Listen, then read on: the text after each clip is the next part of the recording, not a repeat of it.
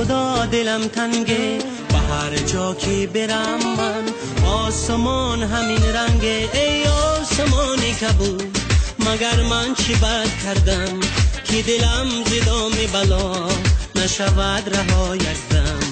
ای آسمان کبود مگر من چی بد کردم که دلم ز دام بلا نشود رها یک دم.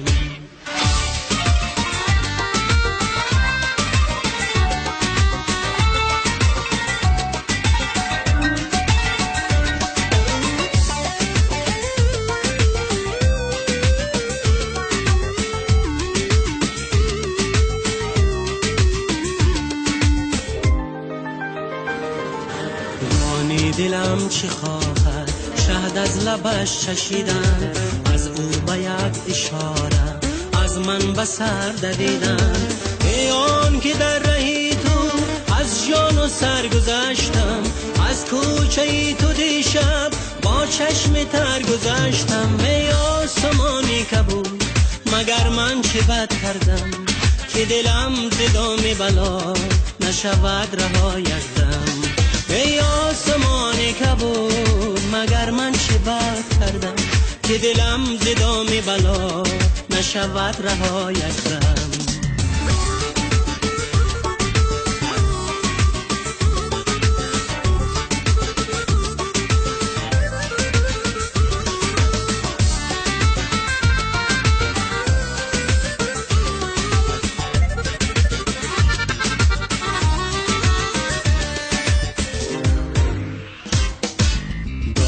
دلم چی خواهد شهد از لبش چشیدن، از او به یک اشاره از من به سر دویدن.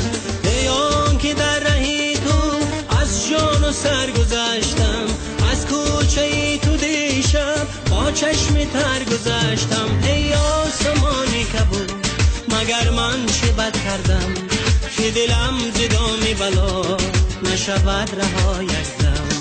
ای آسمانی کبود مگر من چه بد کردم که دلم ز دام بلا نشود رها یک دم. ای آسمانی کبود مگر من چه بد کردم که دلم ز دام بلا نشود رها